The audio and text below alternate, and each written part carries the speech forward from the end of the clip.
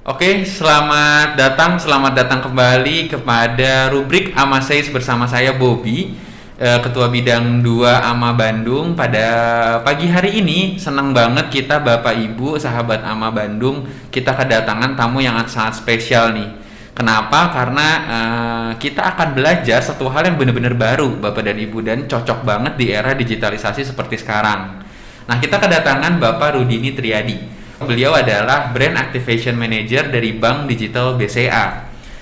Beliau sendiri sehari-hari, Bapak dan Ibu, tugasnya sendiri adalah sebagai Brand Activation Manager yang bertugas untuk membuat event, aktivitas marketing secara online dan offline, fokus untuk konversi event menjadi awareness, consideration, acquisition, activation, retention, dan recommendation pada nasabah. Dan mari kita sambut langsung Bapak Rudini Triadi. Selamat pagi Pak Rudini. Pagi Pak Bobby. Nah, sebetulnya saya dan beliau ini adalah sahabat sebenarnya Bapak dan Ibu. Betul. Nah, kita satu institusi tadinya ya. Ya, Pak sebelum Rudini ya. saya pindah ke BCA Digital, kita bareng. Betul, beliau juga berkarir di salah satu perbankan swasta lah di Indonesia gitu. Nah, senang banget pagi hari ini kita kedatangan Pak Rudini. Pak Rudini, apa kabarnya?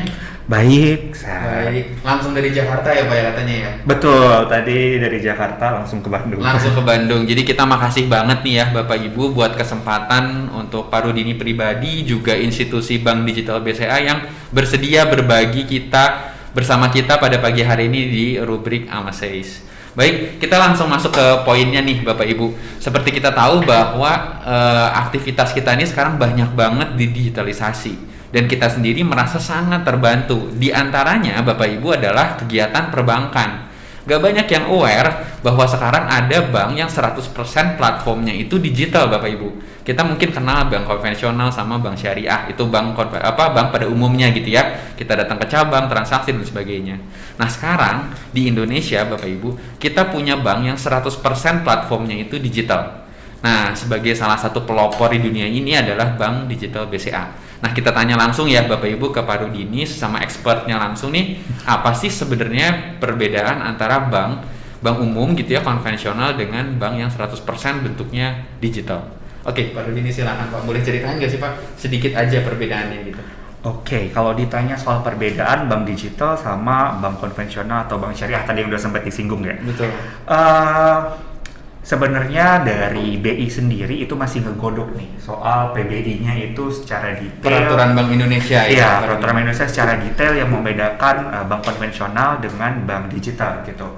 Karena saat ini bank konvensional sendiri udah punya produk-produk berbasis digital. Mobile banking atau e-channelnya, makanya udah cukup banyak mereka berinovasi mengeluarkan produk-produk digital. Betul. Nah, terus yang membedakan apa gitu. Nah, saat ini yang paling gampang menjelaskannya adalah seperti yang tadi dibilang sama Bapak Bobby, kalau bank konvensional ini kan pasti punya cabangnya gitu ya, punya Betul. Ada brick and mortarnya, punya apa ya, bentuk fisiknya. Nah, Betul. Kalau bank digital ini arahnya ini full 100% digital nih, jadi nggak ada cabangnya sama sekali. Jadi kayak kalau ketemu nasabah gitu ya, kalau bank konvensional kan lewat cabang gitu kan, ada customer service, ada teller ya, dan itu ketemu langsung gitu. Betul, kan. Nah, kalau ini dipindahkan semuanya secara digital gitu dalam bentuk aplikasi. Kalau untuk melakukan transaksinya dalam bentuk aplikasi, tapi semua macam servisnya pun dipindahkan ke platform-platform digital. Platform pendukungnya bisa macam-macam sih, bisa aja kayak customer service kan pasti dibutuhkan kan gitu. Betul. Itu dia dipindahkan dalam bentuk video call, mungkin lewat telepon, terus lewat chat, lewat email. Jadi semuanya itu nggak perlu ketemu secara langsung gitu. Jadi pelayanannya pun benar-benar bisa dilakukan dari mana aja, nggak harus datang ke sebuah tempat, ke sebuah cabang kayak gitu. Berarti sebenarnya secara fungsi sendiri nggak ada yang berkurang ya Pak Rudini ya? Secara fungsi itu nggak, benar-benar nggak ada yang berkurang kan. Paling suka ada yang bertanya kenapa tergantung level banknya sendiri sih. Kalau sekarang kan istilahnya udah berubah nih, udah bukan buku 1, buku 2 gitu lagi kan. Betul. Perbankan. Nah, itu tuh kan punya apa ya? Punya sertifikasi masing-masing deh setiap levelnya itu gitu. Betul. Nah, kalau mungkin kayak saya sebut parent company kita ya, BCA ya. Kalau BCA kan udah ya levelnya paling atas lah gitu kan. Betul. itu kan mereka penyedia jasanya banyak banget jenisnya. Nah, mungkin kalau BCA Digital ini kan masih merintis, jadi masih terbatas juga service-service yang bisa dilakuin sambil kita ngumpulin sertifikasi berbagai macam jenis transaksi yang bisa dilakuin ke depannya gitu sih. Untuk nambah-nambah service lebih lanjut gitu. Oke. Nah, pertanyaan yang umum nih, Pak Rudi, ini kalau orang kan pikirin kalau 100% platformnya online, misalnya kan tetap ada produk tabungannya sendiri kan nanti akan ada dalam bentuk kartu gitu, tetap ada ya Pak Rudi ya. Misalnya rusak nih, yang umum pasti ditanyain sama teman-teman atau masyarakat. Itu kurang lebih tindakannya seperti apa ya kalau misalnya udah terkendala nih dan harus ada pergantian kartu segala macam gitu. Sebenarnya sih kan sebenarnya BCA Digital ini didesain untuk ngikutin pergerakan dari arah plan Bank Indonesia sendiri nih. Kepengennya itu kayak serba cashless, serba cardless, nggak ada bentuk fisik gitu kan. Emang cukup banyak gerakan-gerakan itu yang digaungkan sama BI itu sendiri gitu. Nah, cukup inline nih yang dibuat sama BCA Digital. Saat ini sendiri semuanya itu gak ada bentuk fisiknya. Jadi pada saat launching kemarin kita mencoba untuk semuanya itu dilakukan lewat aplikasi saja. Nggak ada, belum ada kartu ATM-nya gitu. Terus kalau misalnya mau transaksi pembelanjaan kita supportnya pakai QRIS, kan itu produk-produk yang lagi digaungkan sama BI juga kan. Betul. Gitu. Nah kita mencoba inline dengan hal tersebut. Tapi ternyata cukup banyak masih nasabah-nasabah perbankan di Indonesia nih gitu ya, yang masih membutuhkan bentuk fisik kartu ATM-nya gitu. Jadi kayak ngerasanya kayak masih belum ngerasa kurang, ada yang kurang aja kalau nggak ada kartu ATM, nggak ada buku segala macam. Padahal secara fungsi semuanya sama gitu, bahkan lebih memudahkan. Karena cukup kalau misalnya ada kendala ada buktinya ya adalah kepemilikan si aplikasinya itu gitu. Kan itu pasti nanti ada OTP-nya, ada passwordnya, ada PIN, itu benar-benar diamankan dengan cara itu gitu kan. Terus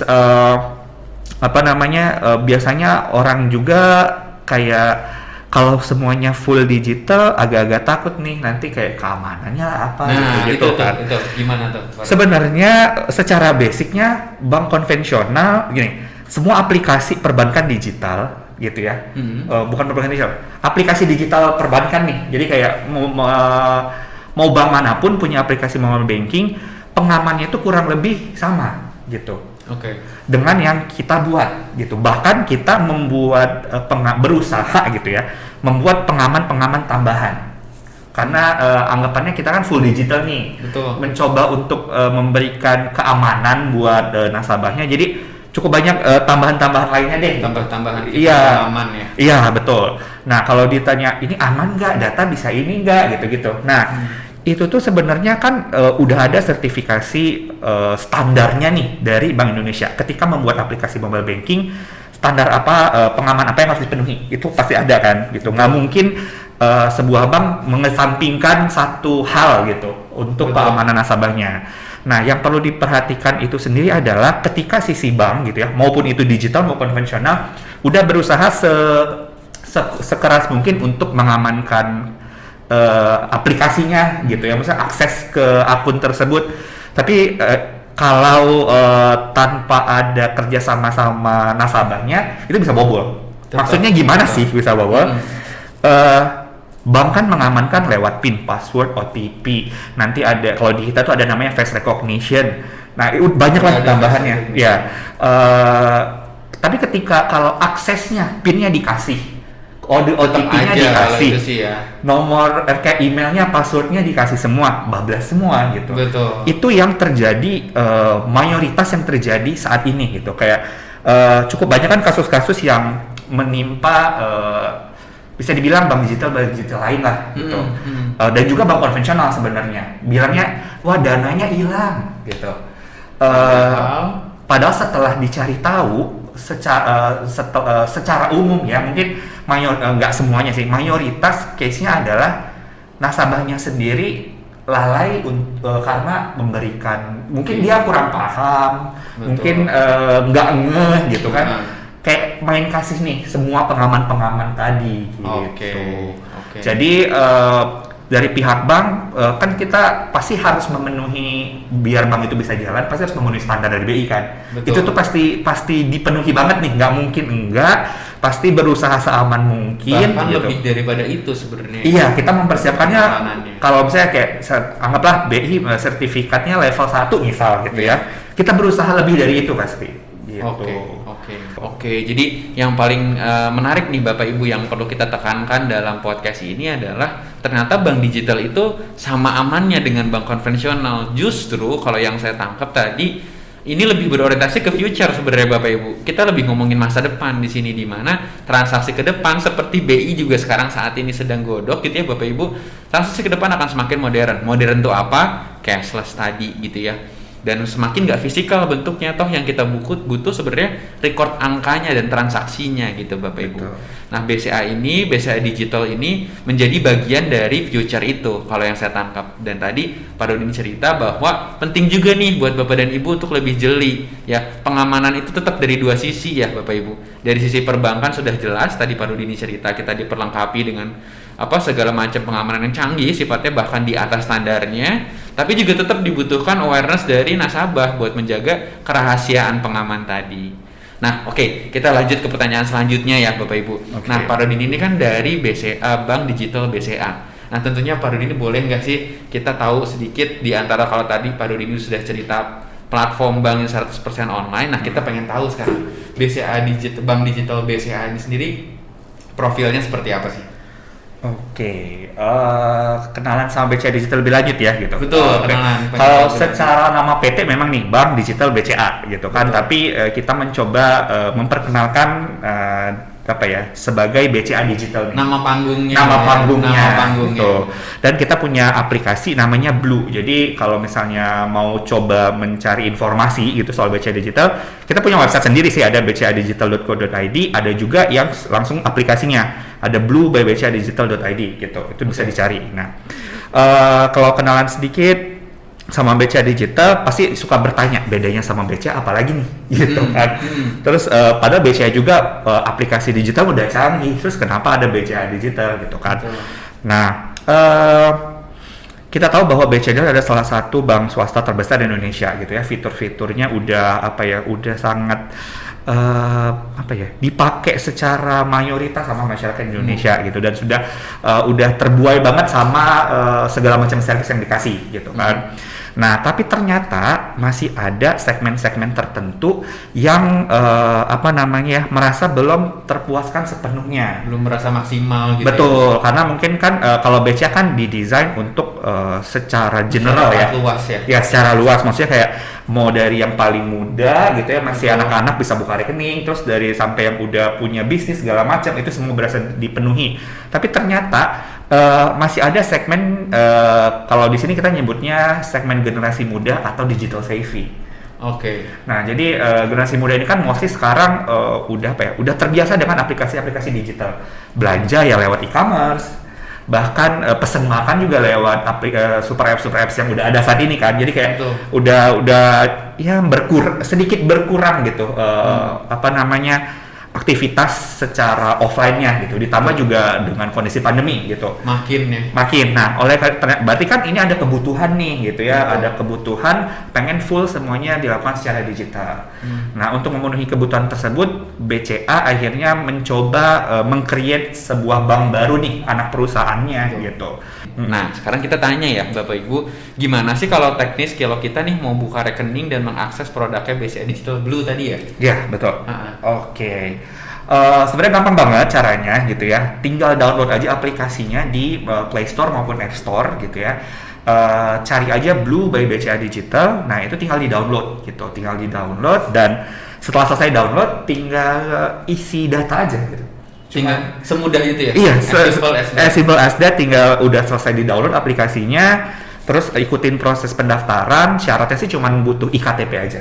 Jadi stepnya cuma isi data, verifikasi, selesai. Tinggal nunggu rekening itu aktif. Habis itu semua fitur yang ingin dicoba itu bisa diakses sendiri. Betul. Dan ini saya boleh kesaksian nih Bapak Ibu, saya juga sempat bikin rekeningnya BCA Digital dan mudah sekali, seperti semudah dan sepraktis yang Pak Rudi ini ceritakan, karena semua dilakukan secara online dan kita rasanya nggak diberikan kesempatan bahkan untuk salah Bapak Ibu, karena instruksinya clear banget. Pak Rudi boleh ceritain nggak kira-kira fitur dari Blue sendiri seperti apa? Salah satu fitur yang cukup apa ya, bisa dibilang jadi USP lah gitu ya. Itu kita bisa buka 10 tabungan dalam satu rekening Blue tersebut. Gitu. 10 tabungan dalam satu rekening, kan nanti akan setelah buka rekening nanti kan ada satu nomor rekening nih. Betul. Nah, kita bisa secara mandiri untuk memisahkan tabungan-tabungan kita, karena hasil riset tadi biasanya kebanyakan orang itu memisahkan keuangannya mereka. Ini ada uang yang bahkan buka rekening itu sampai beberapa gitu kan. Betul. Nah, ini adalah bahkan ini beda bank ya? Betul. Nah, ini uang untuk operasional, mungkin ini untuk nabung, ini untuk jalan-jalan. Nah, itu kan suka dipisah-pisah. Nah, untuk ngebantu budgeting tersebut, kita buat itu tadi ada namanya tuh Blue Saving, tuh bisa 10 tabungan dalam satu rekening tersebut. Oke. Gitu. Bapak Ibu ama Seis gitu ya, sahabat ama Bandung bisa juga nanti mengeksplor, karena mudah sekali Bapak Ibu. Sudah tersedia aplikasinya di platform Play Store maupun App Store. Nah, sebagai closing statement nih Pak Rudi, kira-kira ada yang mau disampaikan nggak dari BCA Digital? Contohnya mungkin mau cerita future development atau hal-hal lain mungkin mau disampaikan ke pemirsa ama Seis. Mungkin sedikit tentang future plan-nya lah gitu ya. Kita berusaha terus-terusan untuk berinovasi, melengkapi servis yang dibutuhkan dan bahkan yang diinginkan sama nasabah-nasabahnya BCA Digital nih gitu kan. Misalnya tadi ada juga yang menyampaikan bisa kayak pengen verifikasinya nggak perlu ada video call. Nah, itu lagi dikembangkan juga gitu. Jadi bahkan nanti prosesnya itu secara digital semua, jadi nggak akan ada cuman kayak apa ya namanya, kayak face recognition tadi, jadi cuman kayak canggih banget ya, kayak kita film ya? Iya, kayak kita daftar di handphone itu kan kayak ngekuncinya pakai muka nih gitu. Nah, itu dia akan ngedetect itu. Jadi biar benar prosesnya bisa jauh lebih cepat lagi. Nah, terus habis itu nambahin juga channel-channel untuk customer service-nya, bahkan ya semuanya dipenuhin lah. Bisa lewat chat, mau lewat email. Biasanya kalau terbiasa telepon ya telepon udah ada. Mau lewat, jadi kita benar-benar penuhin. Lu mau lewat chatting boleh, mau lewat komen di sosmed kita juga coba provide. Jadi benar-benar penuhin semua. Nah, terus habis itu yang lagi ditunggu-tunggu banget sih pada minta kartu debit, karena kartunya ya balik lagi ya. Iya, jadi pada awalnya kan kita mencoba mempersiapkan ini serba cashless, ya serba cashless, cardless gitu kan. Ternyata diminta sama nasabah-nasabahnya kita, itu pun lagi kita persiapkan gitu, dan pengen ngasih, kan biasanya kartu ATM cuma bisa untuk belanja atau ya bayar-bayar, narik uang. Nah, ini kita lagi coba apa ya, lagi mencoba berinovasi lebih biar fiturnya nggak sekedar itu aja. Makin banyak lagi fiturnya. Betul, jadi benar-benar ngedengerin lah yang dimau sama nasabahnya kita, kurang lebih gitu. Terus jangan takut juga untuk bertransaksi. Bapak Ibu nih mungkin kalau generasi milenial udah terbiasa nih untuk pakai bank digital, transaksi online. Terus kalau Bapak Ibu yang apa ya, Bapak Ibu kita nih biasanya gitu kan suka itu aman nggak? Jangan takut karena pasti itu sertifikasi standarisasi untuk keamanan pasti akan kita penuhi gitu. Nah, kita udah dengerin nih Bapak Ibu, dan boleh dibilang memang ini kita bicara future di sini ya Bapak Ibu, bahwa perbankan itu sekarang sudah shifting juga ke arah yang lebih digital. Dan kita hari ini beruntung banget kita bisa dapat sedikit penjelasan mengenai bank yang 100% platformnya itu digital. Tadi kalau yang saya tangkap dan boleh saya simpulkan juga, intinya jangan khawatir Bapak Ibu, karena platform ini 100% sama amannya dengan bank konvensional yang Bapak Ibu selama ini pakai.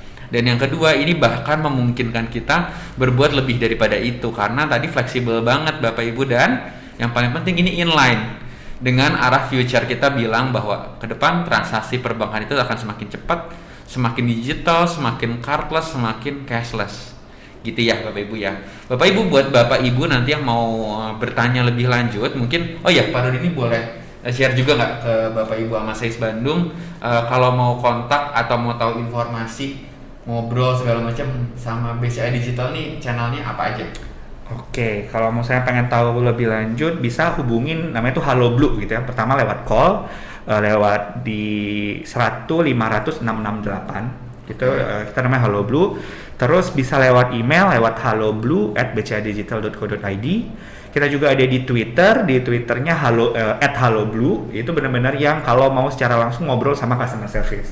Tapi kalau misalnya pengen tahu info-info sama konten-konten yang kita suka buat, tinggal searching aja di berbagai macam sosial media, ada di Instagram, ada di Facebook, ada di Twitter, di YouTube. Keywordnya Blue by BCA Digital.